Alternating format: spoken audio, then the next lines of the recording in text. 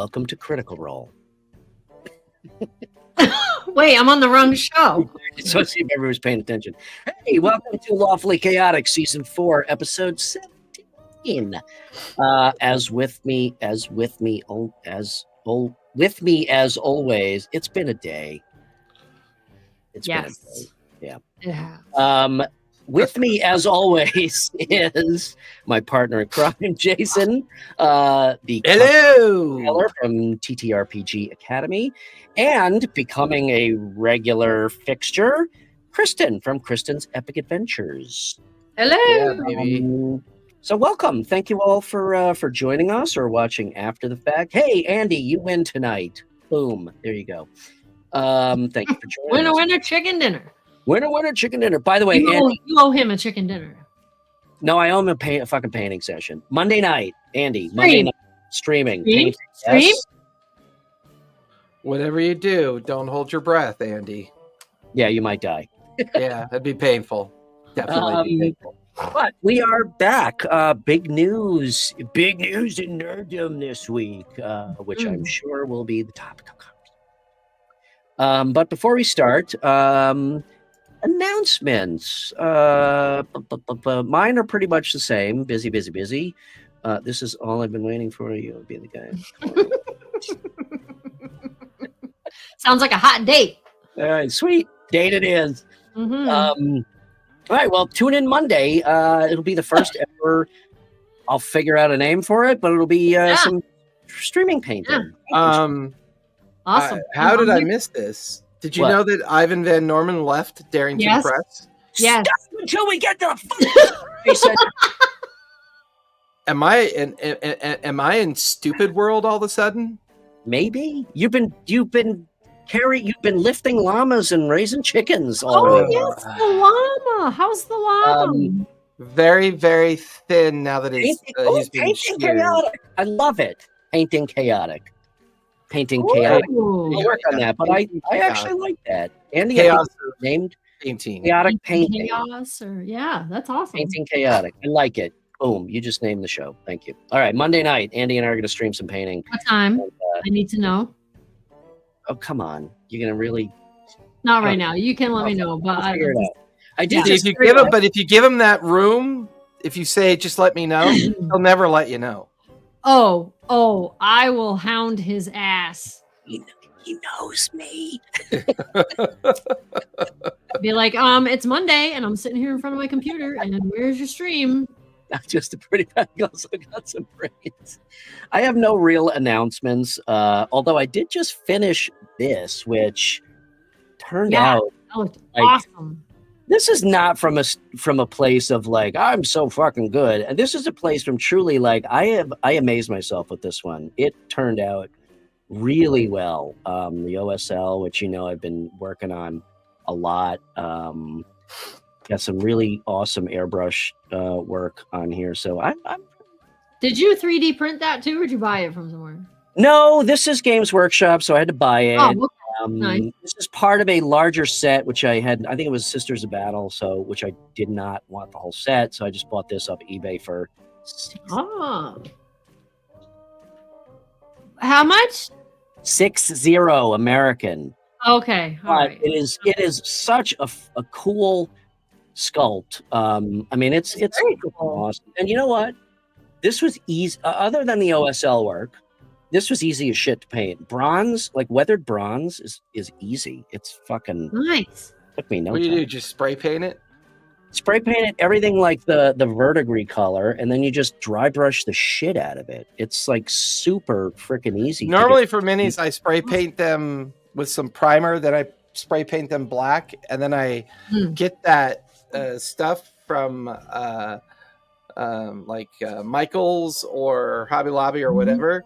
That when you spray it, it leaves like little flecks of stone. Oh, and I'm done. Stone.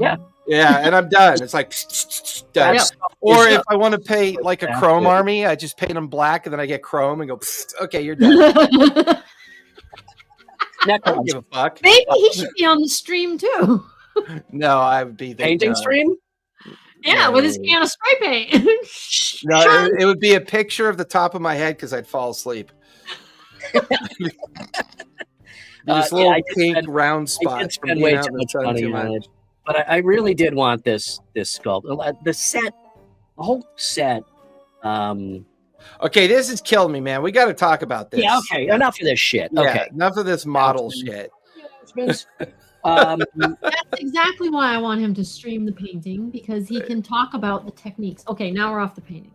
Okay, that will happen. So, last thing I'll say about this, I posted some pictures of this, and Kristen's comment was, "Stream your painting."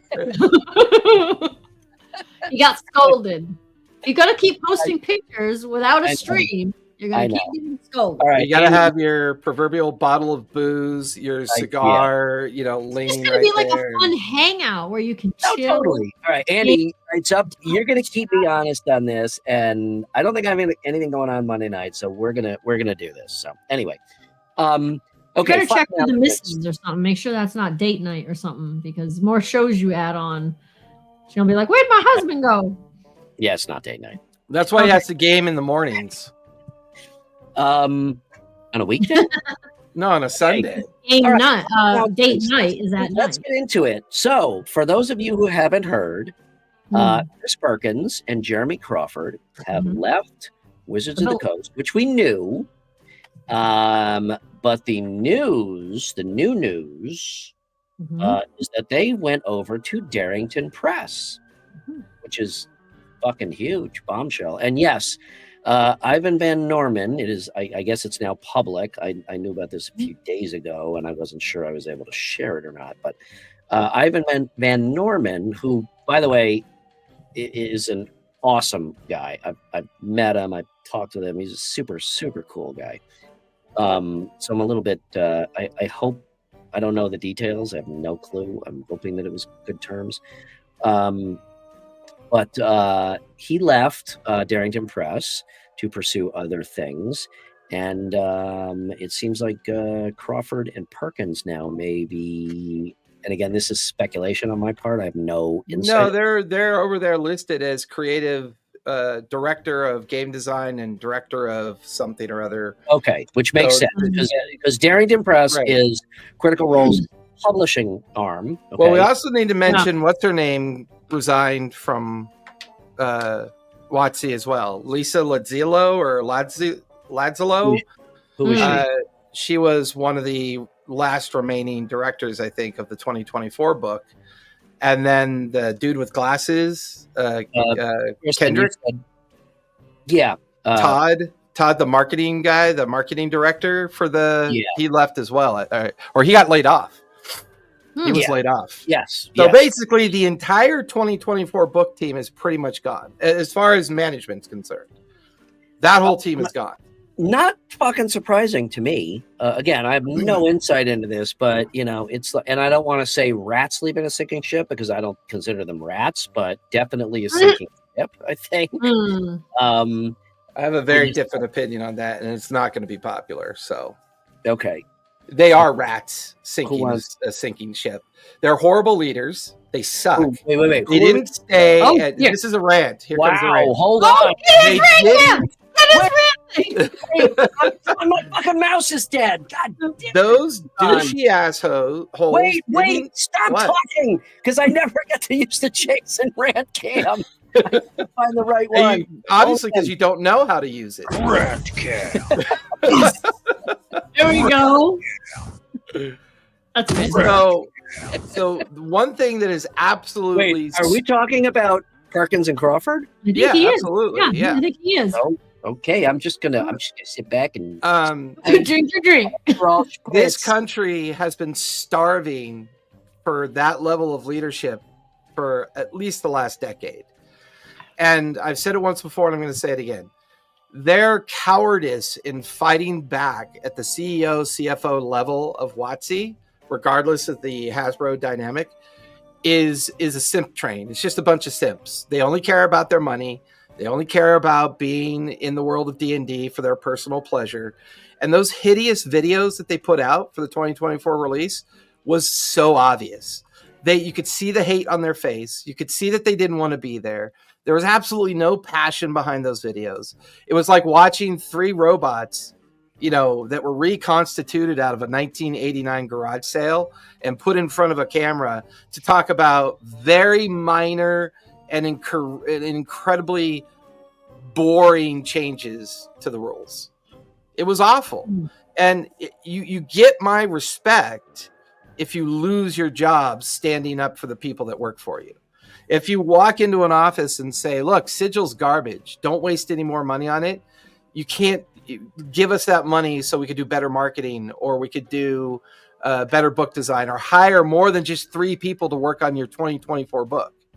If you look at the credits on the 2024 book, hardly anyone worked on that damn thing. And the people that were minor who did work on it were stripped from the credits. They were taken out of the credits. Did Crawford or any of them stand up and say, hey, you really shouldn't do that, that's immoral? Of course not, because they'd lose their paycheck. And sometimes you have to sacrifice your paycheck for the moral compass that you desire within your cultural game that you've been playing in for 20 years and loved for so long. I think it's a huge mistake that they've hired him. Letting Van Norman go was a huge mistake. I think this is the first sign that Critical Role was trying to adjust its rudder to decide 10 years of success. Daggerheart's clearly a success that's going to get things going. Candela Obscura did okay, but their overall successes are there, and their Critical Role store has been very popular with the fan base. And now this shift into a boring, robotic, corporate kind of mentality, it ain't going to work for me. I just think it's a horrible mistake, and I think they made a bad decision. Plain and simple. Interesting. All right. Well, that's Lawfully Chaotic, everybody. We'll see you next week. Like I said, it's not going to be a very popular opinion because I'm coming from a corporate perspective. You know what I mean? Like I'm kind of almost on the fence as seeing them as shills, and kind of Critical Role is already a success. They don't need those 2 guys. They really don't need them at all. They were doing just fine. They had the community's support. Daggerheart sold out. They're fine. I don't understand why they hired 1989 robots. I don't get it.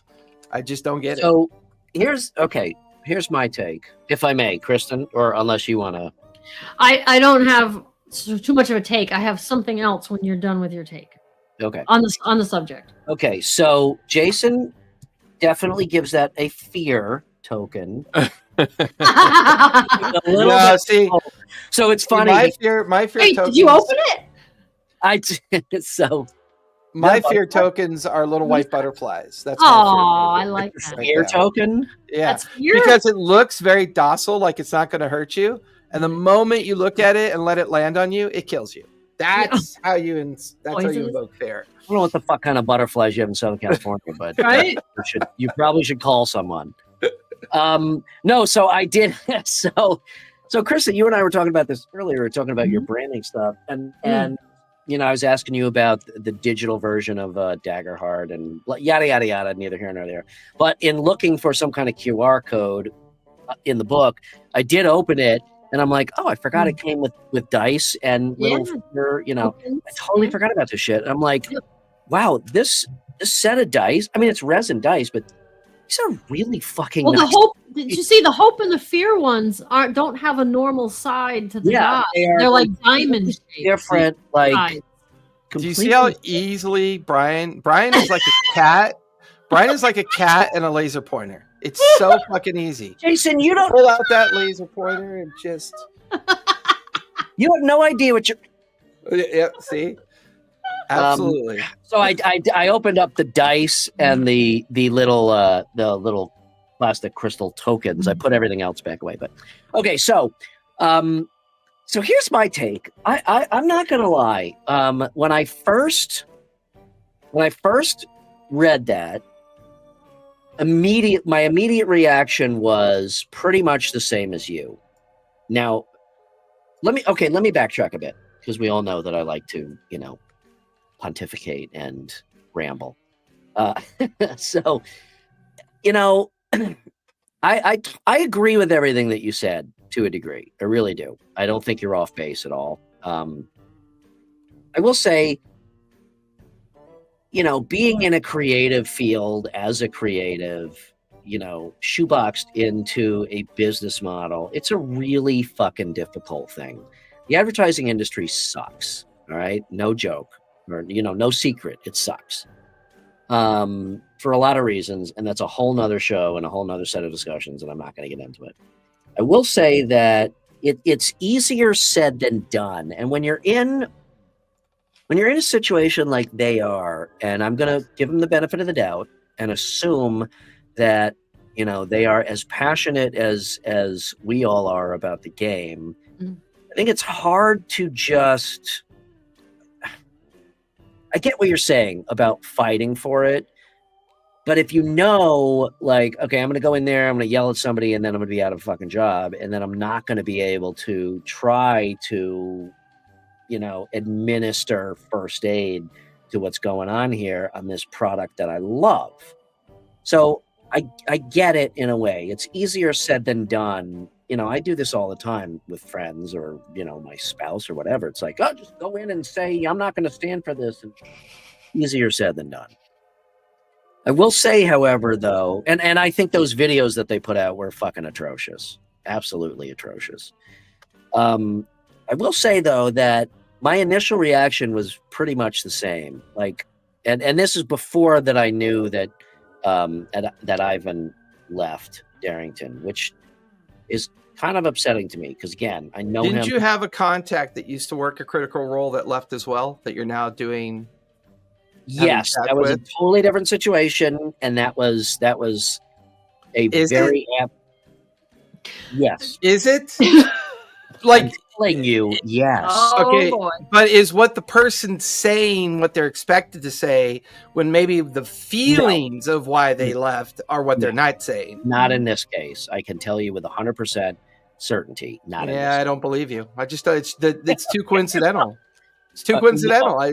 First of all, it's all perception. It's all perception. First of all, she left months ago, way before this, and I know for a fact that I'll push back on that till cultural shifts start long before months of change. This is not that. I know her, and not that. Okay. I don't believe you, but I'm glad you believe her. Okay, don't believe me. And this will be the last Lawfully Chaotic show. Oh no! I just got here. Listen, it's a good thing you're here because you're now the moderator. Hold on, I have to split you two up. Put me up in the middle, in between you. Yeah, from one of those two guys that really didn't want to do the 2024 rules and weren't happy about it at all. I understand your point, Jason, but I also understand why they did leave. There's something about his face right there. That's why they don't. Yeah, I mean, kind of. Yeah. I will say, it upsets me a little bit that Ivan is no longer there. I hope, and I don't have much insight. Okay, I mean, I'm a contractor, so I'm not. I don't have much insight, so I have no idea what went on. But again, I know him. He's a really cool guy. He's awesome to talk to. I hope that it was to pursue his own things, and I hope that it was not corporate bullshit. But Jason, I will say, my initial reaction was, fuck, I hope this is not the canary in the coal mine of Critical Role going corporate. Well, I mean, technically when they got bought out by, who'd they get bought? They got bought out by Sony? They got it bought out by Legendary. But Legendary I is thought they owned Geek and Sundry. I thought they bought Geek and Sundry, and then Critical Role went and did their own thing, and they are their own thing. No, Legendary. No, Legendary Pictures owns them. But Legendary Pictures has done a really good job. They're one of the somewhat smaller studios. They've done But here's the thing: if Legendary Pictures is doing such a good job, why not go over to the officer group of Critical Role and say, "Hey, are you sure about this?" There's a lot of toxicity. One of the reasons why, in my opinion, again, given my limited knowledge into what's going on, that Legendary Pictures was not the going corporate is because they've been buying a lot of gaming IPs and letting them do their own thing. As far as I know, they did not stick their nose into Critical Roles. This just has D&D Beyond written all over it. Just sounds like bad decision. But I will say, like I said, this is unlike me, as we know. I'm going to give him the benefit of the doubt, but my initial gut was like, fuck this. I give them 10% on Rotten Tomatoes. Oh boy. I'm not gonna lie. I did have the same initial. I can't believe it. Me thought. and Brian finally did an episode where we both completely disagree. I love it. Well, Oh my God, what are you drinking? Are you drinking a hurricane? No, it it's an does look like a hurricane. It does look like a hurricane. Right? It looks like the color of a hurricane. Oh my God, it matches the branding. That's why I drink it. Oh, There good you Lord. go. Just Can came you up. get the stripes in it? That would be cool. If you could. Maybe. This is Yeah. a guy that would hang a Lawfully Chaotic banner off the back of his child. Right. So, Brian and I were talking about this Altered Carbon game, right? Yeah. Yeah, we're done with the Crawford and No, we're not. Well, Oh. well, Ivan. Okay, I'm back to Ivan for a second. Oh, yeah, okay, right? go ahead. That's why I was kind of doing this. So I just jumped over to my LinkedIn and I went to Ivan's page, right? Because that's where they said he announced it. So it's 2 days ago. And this is what he put up on LinkedIn. Okay. As people have been reaching out, I wanted to let everyone know I'm no longer working at Critical Role. I couldn't be happier to have worked with such an excellent group of people who have worked so hard and so passionately to create great things. While I am proud of everything the Darrington team has accomplished over the last 4 years, I'm excited to move on to new opportunities. In the meantime, I will be using this time to focus on the company that I started 15 years ago, Hunters Entertainment. Right. Yeah. As well as pursue a few passion projects that I now have time to put effort into. She said, I wish everyone at Critical Role and Darrington Press all the luck with Daggerheart. It's an amazing game. Everyone worked on it should be proud. On to the next adventure, is what he put. So it's funny when we were talking about this, and I was like, yeah, Hunters Entertainment. And both of you are like, I don't know. I've never heard of Hunters Entertainment. Well, that's Ivan's company. Yeah. Wow. And he said he's going to get back to working on Hunters Entertainment. Ivan, I know you're watching. You know what happened to me some more when I Altered Carbon, please, and I want to be on. So that's interesting because when I met him, the first time I met him was I think 2019. I flew out to LA for Critical Role did an art show in Alhambra, and I just was like, fuck it. I know I've got a bunch of friends in LA. So I'm like, fuck it, I'll fly out there and go to the show. That's where I met him, and I remember him talking about Hunters Entertainment, and I think. This is just speculation. I'm guessing that at some point he kind of tabled that when he got the opportunity to work at Darrington. I bet he did. But he's been doing like publishing stuff for a while now. So since Geek and Sundry. He was publishing since Geek and Sundry. So. His LinkedIn says 15 years in publishing and media. Oh yeah. No, he's If you want to continue working in publishing and media, you better make sure that your exfiltration statement sounds like candy canes and chocolate bars. Exfiltration. Sorry, I just don't buy it. I'm so jaded by the corporate culture, and I've seen what toxicity does within the corporate culture and how it's like. I feel like this is Freaky Friday, and we've swapped here. Hold on, wait. I mean, there are 3 sides to every story, right? There's always 3 sides to every story. Swapped on us tonight. There you go. And you have to put out some good PR. Okay, stop. Fix it. I'm not touching it. Fix it. Oh, okay. I'll fix it then. All right. There you go. Yeah, I want to. I don't know what's happening to me, but I want to be positive about this. I got to go talk to my therapist. This is not working out for me. Chatbot is my therapist. I made a chatbot AI. I made a chatbot AI agent. Yeah. It's a lot of fun. It's way cheaper too than paying a therapist. I wanna be positive about this, and maybe because maybe as long as we're talking therapy, maybe it's because I want to believe that Critical Role is above the corporate shit. But yeah, I don't feel like they're the type of people who would sell out. I mean, I understand we're only getting the persona of them that's presented online, but everybody that seems to have met them has said they're very genuine. They are. What you see is what you get. That's them. They're not putting on a show when they put on a show, right? They are still them. And I can say that with 100% certainty because I've met them. I've talked to Matt. I've met him more than once. And he really is most unbelievably creative. By the way, I want to say congratulations to Kristen. Your Daggerheart video hit 14K views. That's pretty epic. I know. Huge. And Awesome. you know, like 8,000 of those, I think, were like in the first 2 or 3 days. Yeah, That's it's pretty awesome. epic. Yeah. Crazy. It is epic. Well, and that's testament And once that was again. talking about my experience playing with a bunch of strangers. Strangers, yeah, it was epic. And Yeah. what's really funny is that reel that we did, that 32-second reel we did on how cathartic it was to play with strangers. Oh yeah. When we first had you on, That's good. that reel's like almost to 4,000 views right now. Woohoo! So Nice. it's like That's it's awesome. crazy what people So find let's do interesting. another impromptu, unplanned. But here's the thing. Here's the thing that actually tells two very distinct stories about community. People love Daggerheart because of the Critical Role community. They find it very interesting, and they find it very genuine, right? Playing with strangers to this day is still my favorite way to play. It is absolutely my favorite way to play. And I think strangers appreciate that when they hear it. Like when they hear that, they go, "Oh, thank God someone appreciates playing with strangers," you know? And once again, it's a testament to that community out there that's not going to buy something from Critical Role simply because Crawford and Jerkins, were involved. So I don't know what to tell you. I just think it's a shitty decision. Oh my! I think they're going to regret it, and I think the community is going to see a lot to say. If there's one thing we can all agree on, I think it's that time will tell, right? Yeah. Whichever way you feel, time will tell whether it was good or whether it was bad. Time will tell.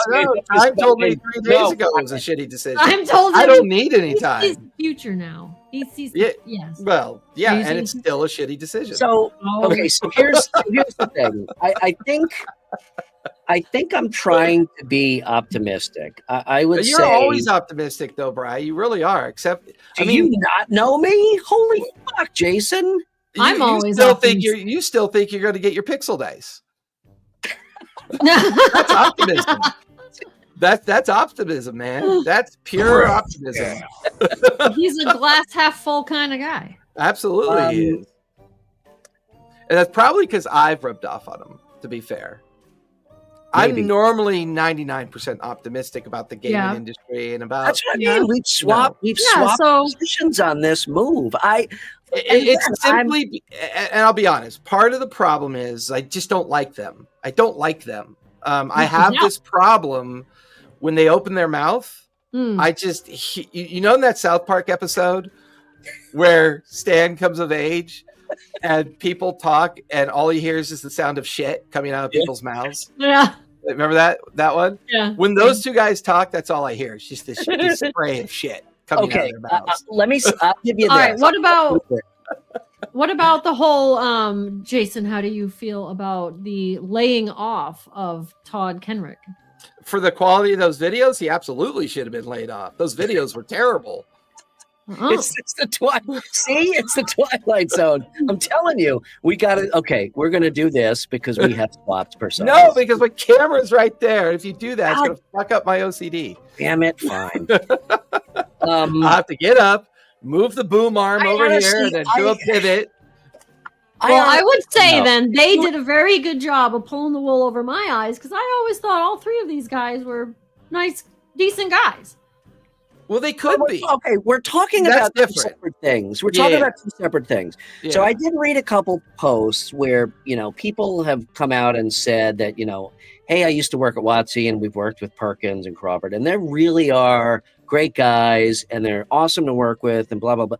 I honestly, I don't know. I mean, you guys know that I'm opinionated as fuck, right? I honestly don't know with this. You could be a really nice person and still be a shitty leader.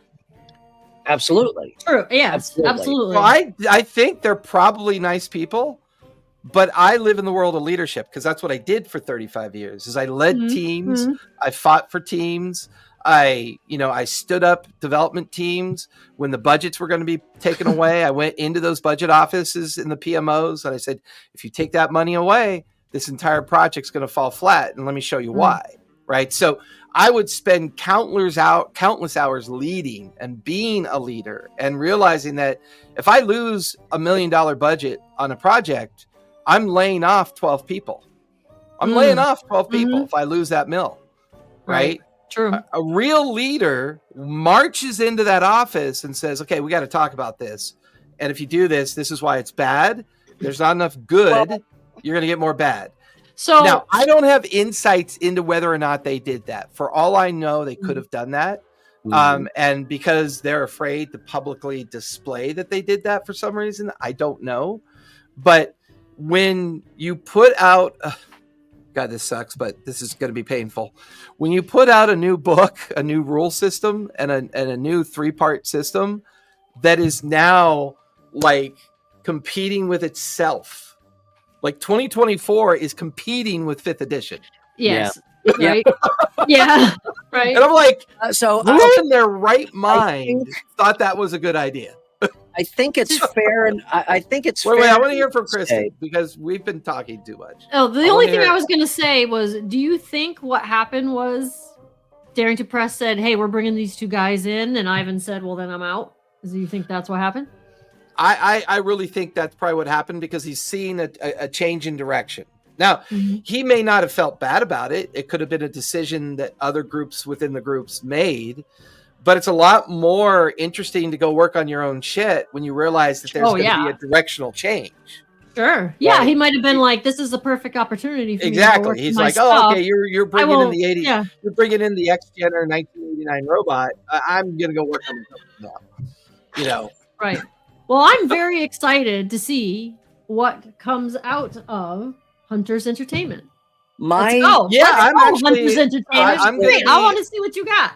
I'm going to add that to my calendar follow because I built an AI agent now. Why don't we have him on the show? Let's interview him. Call up Ivan. That would be awesome. Yeah, call up Ivan and say, "Hey, Ivan, you can use cuss words on our show, and we're going to talk about all the stuff that you wish you could talk about." I'll DM him. I'm ask him if he wants to be on the show. Absolutely. Like, do you want to come on and hang out? Because we all think you're awesome, and I think he's play Altered Carbon with him.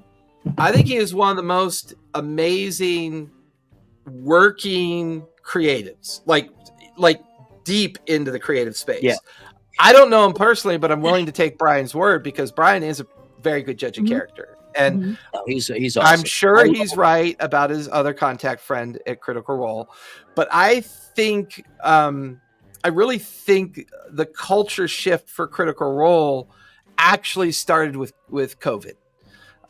The convenience of pre-recording your live sessions, the convenience of working on your animation series that's making a ton of money over at Amazon Prime. You know, there's money doesn't necessarily make you rich, but when it gives you a lot of time to do more that you couldn't do before, that's a form of wealth that can be very influential on you. And I think as the money was rolling in, the success was rolling in, and everything was rolling in, they were like, well, we've got all this fame, success, and community. Let's do right by the community and do these certain things, right?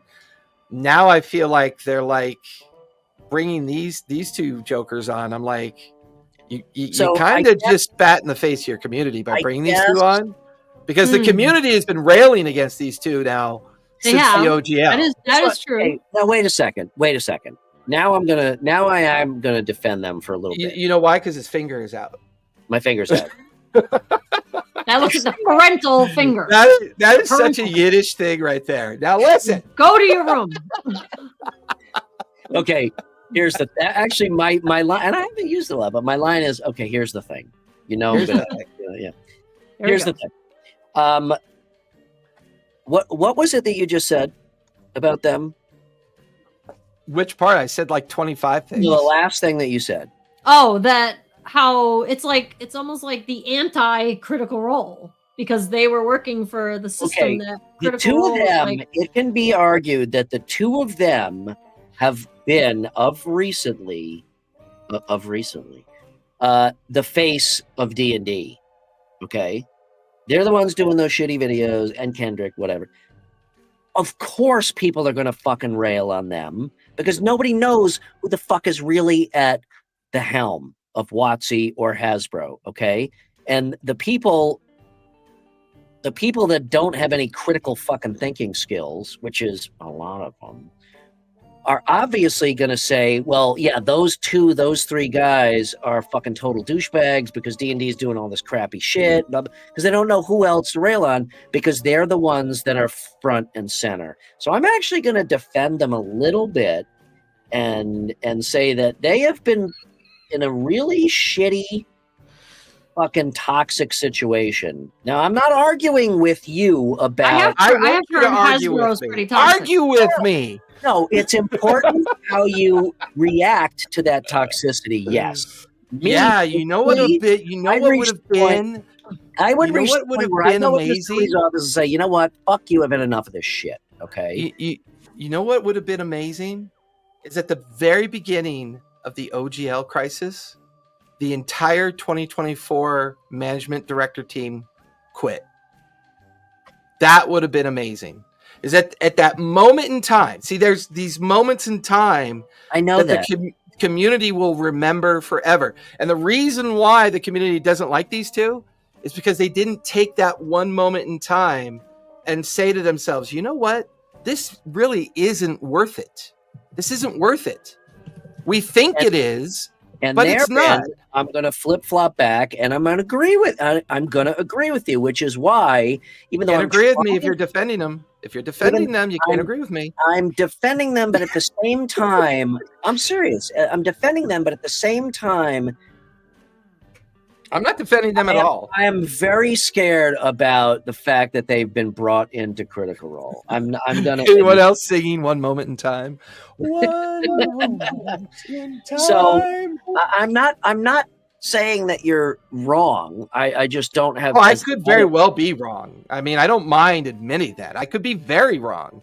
Maybe this is going to be their golden opportunity to come out of their cocoons of boredom and passivity, and suddenly boom. But what probably would have made me feel more in line with that hope is if Norman didn't leave.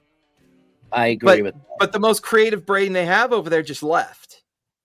And I'm like, sorry, he is. He's an amazing creator. He is, but you know what I mean? Let's not forget the creative brain that is Matt Mercer, and along with that, Travis, Matt Mercer is an entertainer. Matt Mercer is an entertainer, and he knows it. He did help develop that. He was one of the Daggerheart developers. No, I understand. The other Critical Role folks weren't. I get that. Worlds that he's built. My hope and the reason.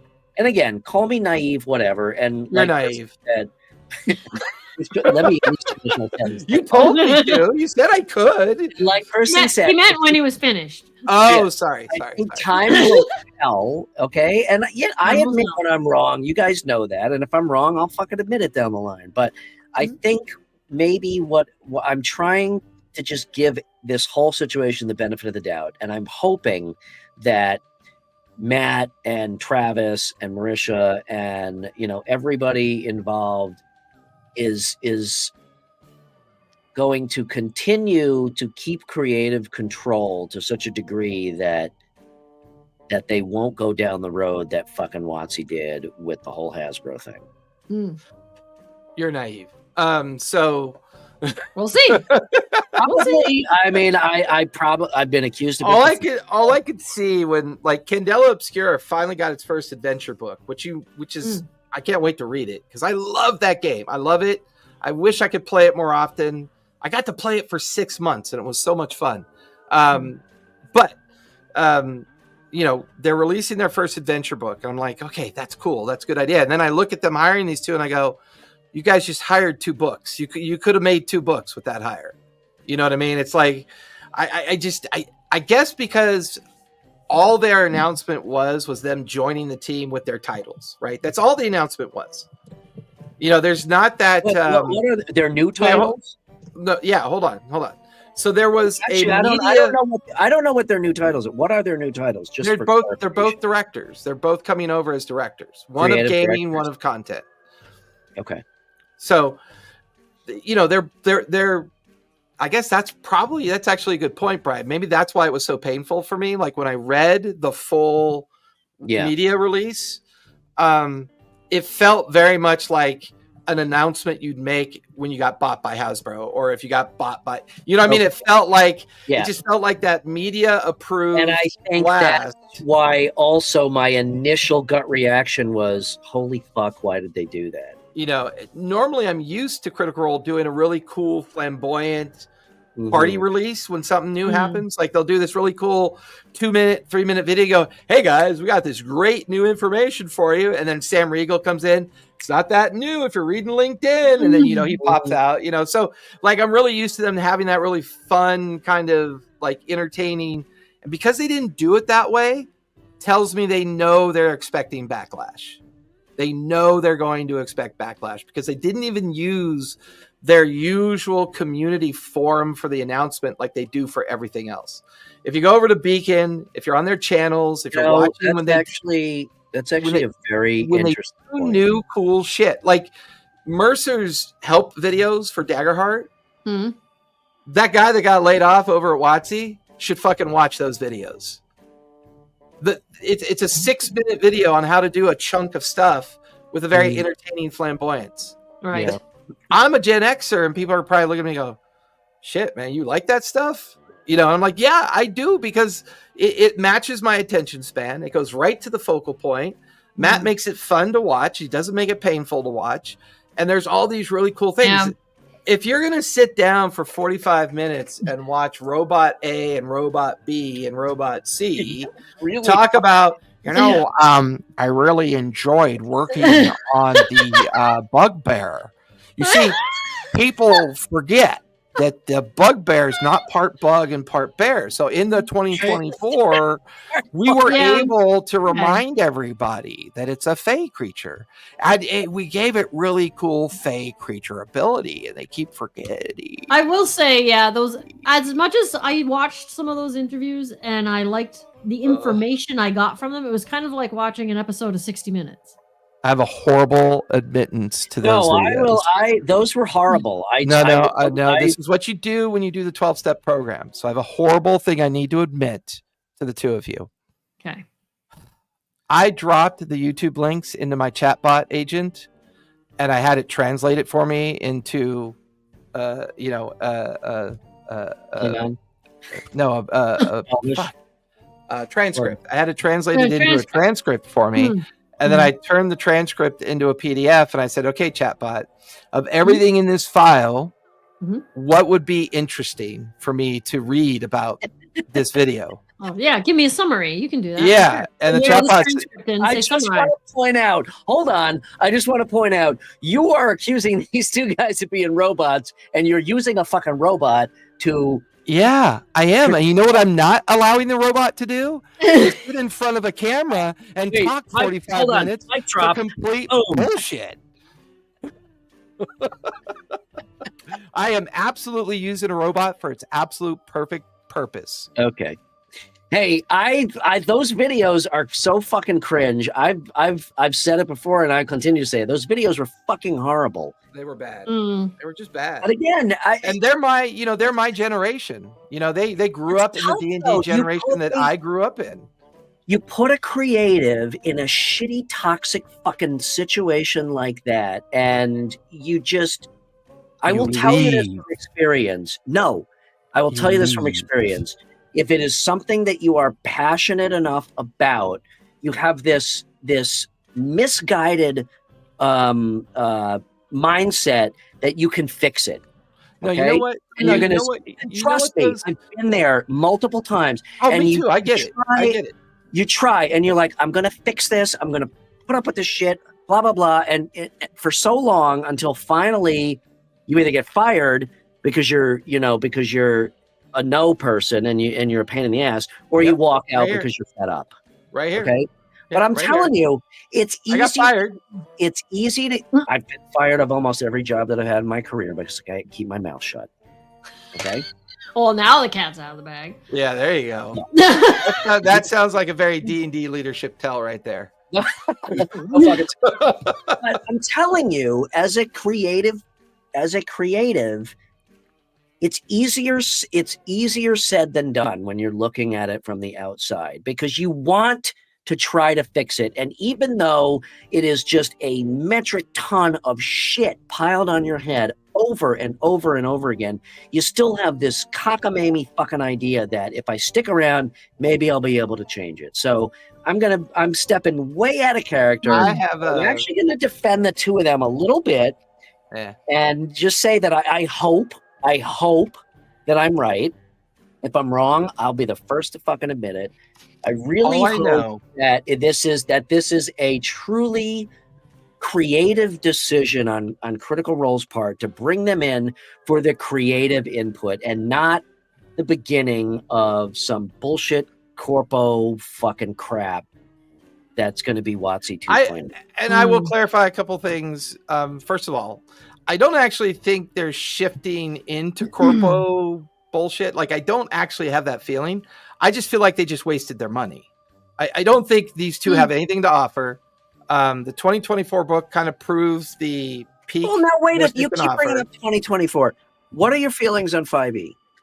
I love 5e. I think 5e is the best system ever built. Were they not mostly responsible for 5e? They were mostly responsible for 5e. So what the fuck happened? What happened is all we've been talking about, which is like, hey, do this because this is what we want. And you're right. You know what happened? You're right. They should have said much earlier, I'm not doing this. There's a secret camera in Crawford's office that he didn't know about. And he's crying face down.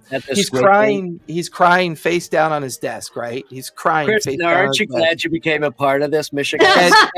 and Crawford is slamming the desk with his hand and going, shit.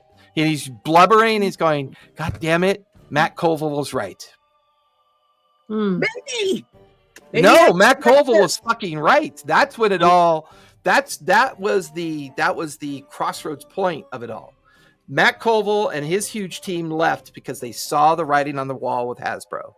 Well, the other team that stayed, and they had more integrity and they were braver. Yeah, absolutely. Okay, they were heroes in my book. I'm not. And what would have been really I'm not faulting you for your opinion of them because they neglected to do that. They neglected to lead and be heroes. Isn't that what D&D is all about? Being heroes and. Well, you have to stay employed too. I mean, I can't march into my boss's office and be like, "Hey, you really fucking up out there." And if you're boss right now, I could say it in a nice way. This is a good argument. I like this. So if your boss comes out to the floor for like your quarterly, or it's been a while since I've been in that headset of quarterlies and the AR and AP kind of calendars and the dictums of corporate. The underwear days of 2023. Yeah, nuts and tains. Which, oh my god, what a nightmare that was. If he comes out in a meeting and says, "Okay, we're going to change the entire way that we do this," and you're listening to him do that, he's saying all these things we're going to change and do differently. What do you do? What does the team in the room do? If they don't like it, what would they do? You mutter under your breath, you sigh, and you say, "Oh fuck," and you're miserable, and you go back to your. You see what I mean? See. Depends on the person. That's a problem. Everybody should lead. If everybody poops, everybody can lead. It's a real simple book. There's a lot of corporate cultures out there, though, that don't want a bunch of little leaders. They want a bunch of little workers.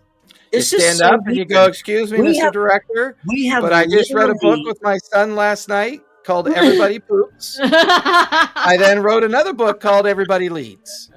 And just to let you know that what you're talking about doesn't make any sense. Could you at least walk us through why you're making the change? This is Iberg. I think you're right, because this is the Twilight Zone. We have completely flopped personalities tonight because I don't like the word flop. It's very sexual. Flipped.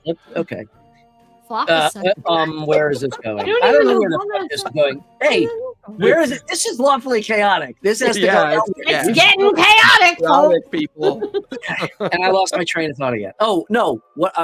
I will. So I'll say this. I'll say this. I have never fucking meshed with corporate culture, with the agency culture, because anybody really does. I can't stand the bullshit. I can't stand exactly what you're talking about. And I've, I can't keep my mouth shut because it's just, I have no fucking patience for it. And yeah, it's bit me in the ass every single fucking time.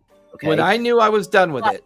Let me say this. The reason in 2018 that I was able to say, you know what, after my last agency job imploded because of a really, really fucking toxic manager. They say people don't leave jobs, they leave managers. Yeah, it's true. She was. I agree with you 100%. Everybody I worked with, it was a small shop. Everybody I worked with was phenomenal except for her. She was a mentally abusive, toxic personality. And it's neither here nor there, but that almost broke me. And that's when I said, you know what, fuck it. I'm done with the agency world. I'm not looking for work anymore in that regard. I'm going to look for clients. I'm going to work with people that I want to work about. And people ask me that now when they hire me. It's like, well, why do you want to be working on, product X, fucking undergarments or, healthcare or what? I'm like, you know what? At this stage of my life, in my career, it's more about the people that I work with, what I'm working on. You get to pick and choose now. Right. Now, the reason that I was able to do that is because my wonderful wife has, knock on wood, thank God, a steady job and was supportive enough of me to be able to make that decision and walk away and say, I'm fucking done. Right. And I'm making way less than I used to, but I'm way happier. So it's easier said than done. Happiness is something you cannot put a price on. Absolutely not. Absolutely not. It is worth tens of thousands of dollars. Yes. Absolutely. There's been numerous times that I got into management and then I very quickly left because I went into it for the money and then I was like, the stress. Yeah. And then you deal with and I don't want the money anymore because I hate this. And I walked away from money. All I'm going to say in their defense, and again, my gut, Jason, I'm telling you, my gut was, why the fuck did they hire these two guys? This is a bad decision. But again, I will defend them by saying it's hard sometimes when you're in such a shitty fucking position, especially when it's something that you're so passionate about, to come to terms with it. It's like a fucking relationship and a breakup.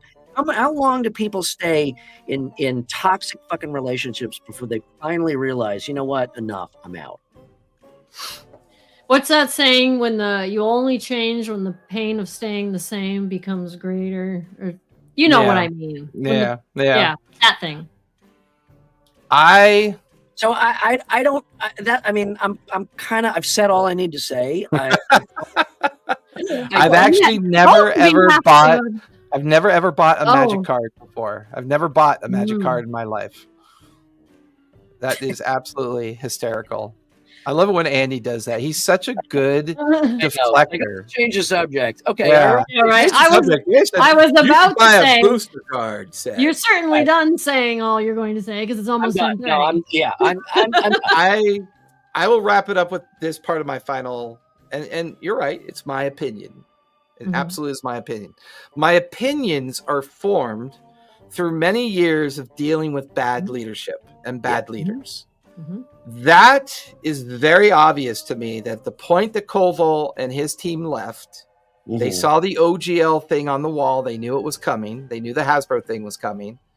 And I'm imagining Colville went to Jerkins and whatever his name is, and Crawford, and said, look, I'm going to go start my own company. The writing's on the wall here. You want to come? Yeah, but I make a lot of money here, man. So no, I'm good. I'm going to stay. I'm going to lead through my wallet. I'm going to lead with my wallet. Yeah. And then that whole team leaves. They create Cortex. They create MCDM. Matt Colville is one of the most heavily community followed people in the industry. I love him. He is an amazing person. And you know what? He's happy. He's happy. He's happy. You watch his videos. He is ecstatic and he's happy. Hold on. Not done yet. Not done yet. At some point, to be a great leader is to do the hardest thing that you've never done before. Yeah, absolutely. That's how you become a great leader. is that you do that one thing that you know is going to be painful. It's going to be difficult. There's going to be a lot of challenges with it. But there's going to be a community of people that would have stood up and said, you know what? Holy shit. He fought for the OGL. He fought for this community and he did the right thing. Instead, what he did, like all shitty leaders do, he went on a bunch of influencer channels and tried to defend the OGL 2.0. And that's when I lost him. That's when he was lost to me. All the good of 5e, all the potential good of 2024, I saw bad and horrible leadership just permeate out through that process. And that's when they lost me. I am of their generation. I've been playing D&D since I was 9. I now play it professionally. I run 9 games a week. I see the glow and the happiness and the amazing look on people's faces when they play that. We're going to play Daggerheart on Monday. We're going to roll up our 0 session characters. We're going to have an absolute blast and have a lot of fun and immerse ourselves into the Daggerheart system and just be in a real fun, happy place. I don't make nearly as much money as I used to when I was corporate, but I've got a great partner because she's an excellent leader. And for me to lead and fight for the community I used to work for, I knew that I was done with corporate America. And the proof in the pudding for me was I talked to a former employee of where I used to work, and she said, everybody's gone, Jason.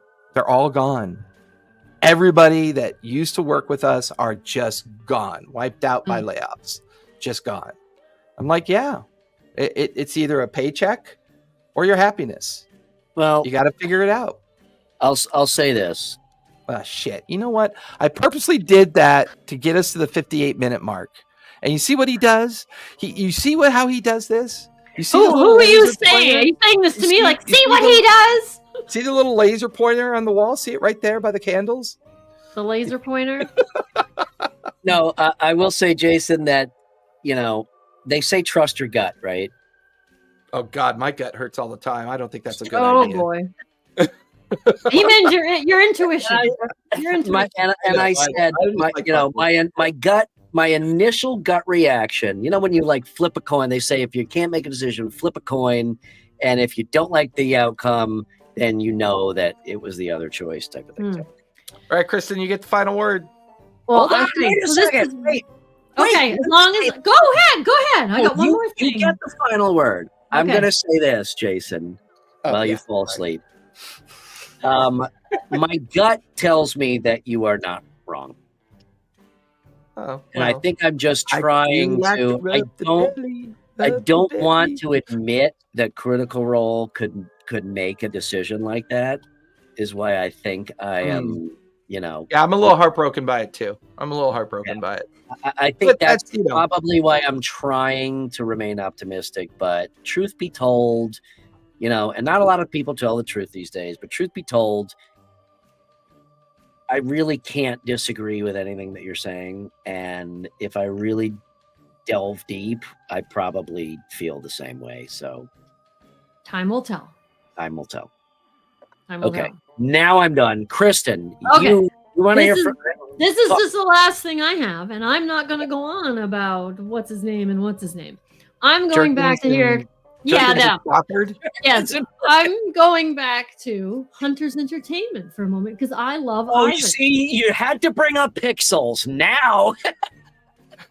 No, I just went to Hunter's Entertainment, right? Their webpage because, and I was like, why does it sound familiar? So, okay, the Altered Carbon, which didn't really do much, which also the Outbreak Undead. I watched a little bit of that. It was good. However, I love Outbreak Undead. That's so good. That was also Hunter's Entertainment and Ivan.